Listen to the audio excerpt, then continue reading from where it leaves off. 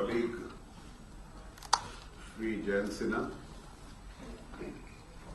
very distinguished officials of the Government of India, Reserve Bank, the Security Printing Press, and ladies and gentlemen. Let me at the very outset compliment the officers for organizing this workshop oblique meeting today towards indigenization of the Indian currency.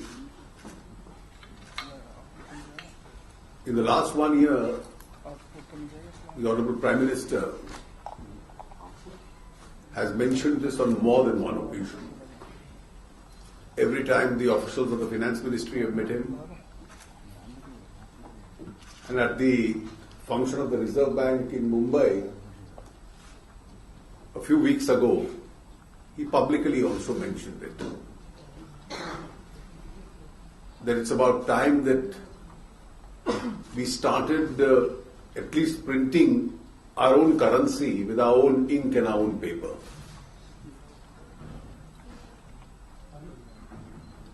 It's not merely symbolism. I think it also represents a thought process where there is a desire to bring back Indian manufacturing at a particular level. We in this country have a history of missing out on industrial changes. The first industrial revolution almost bypassed us. And then came a second great opportunity. And the second great opportunity was when manufacturing started shifting in a large number of items to economies which had styled themselves as low-cost economies. So in the last 20-25 years, this was a significant change. And I've always repeated this, that this change took place because consumers is a very intelligent group of individuals. They want good products, they want products at competitive prices, and therefore they will always buy when a good product at a competitive, cheaper price is available. They won't go in for the more expensive ones. So a large number of economies, most particularly China, several other Asian economies, some economies in other parts of the world also benefited because they chose areas of their core competence and went in for low-cost manufacturing. And what were the ingredients required to be put into that low-cost manufacturing was really how do we cut costs. Now, cutting costs had several ingredients. It had ingredients from at what cost is the infrastructure for that environment available to you? What are your highways, your roads, your connectivity to your industrial centers, to the ports, to the railways, to the airports? At what cost are utilities available and is power 24/7 available and at globally competitive cost? The cost of capital, the labor regimes, the kind of licensing pre-91 obviously was a hurdle. And thereafter, the long time taken in the grant of various permissions itself was a challenge. And I think obvious of all these factors, India, and represented through its Prime Minister again, has now given this great call for Make in India. And it's extremely important that when you make quality products cheaper and of great quality, then you don't only cater to your own consumers, you also cater to consumers in other countries.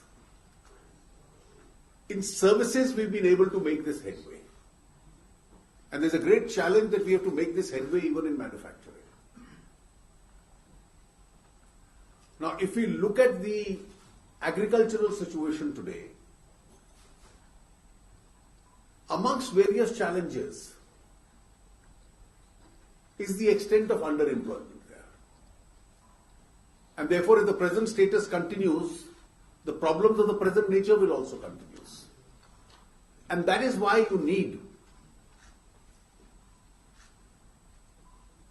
to somehow remove that extent of underemployment, and a large population has to be transferred from that sector into the manufacturing sector, as also other sectors.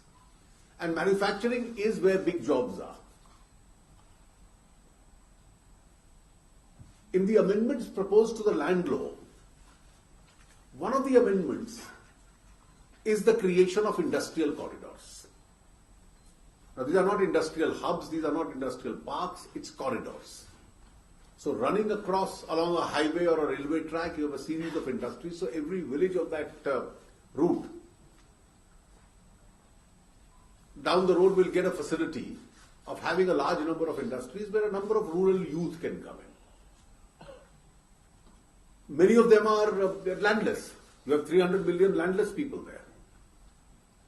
And these landless belongs to weaker sections of society. Dr. Ambedkar used to say that the upliftment of Dalits will only take place when in the rural areas industrialization takes place.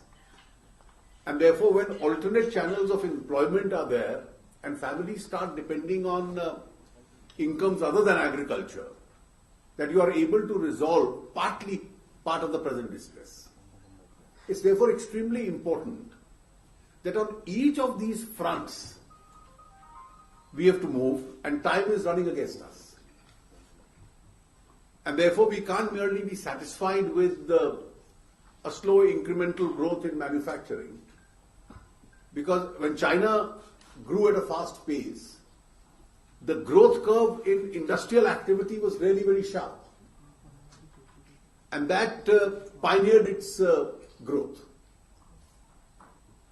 And therefore, it's in sector after sector we have the best trained human manpower. That's our great asset. Our second asset is that the cost of that manpower is today extremely competitive. In fact, I've heard Chinese leaders, when they rationalize the lowering of their growth targets, refer to the cost of manpower in China going up in comparison to their neighborhood. And therefore, that's another advantage that we have. We have an ability for research and technology. Therefore, creation of that infrastructure, extremely important. The other silver lining is that power today is available almost in surplus. There's more power available than there are takers, and with the energy situation, some radical reforms having taken place in recent past, there's going to be another big jump in it. And therefore we obviously know that the corrections which are required by us in the near future are those areas. It's in that context that this industry is not merely symbolic of a national pride or honor. It's a part of that manufacturing activity picking up in India. After all, what do you need? You need paper to be manufactured in India.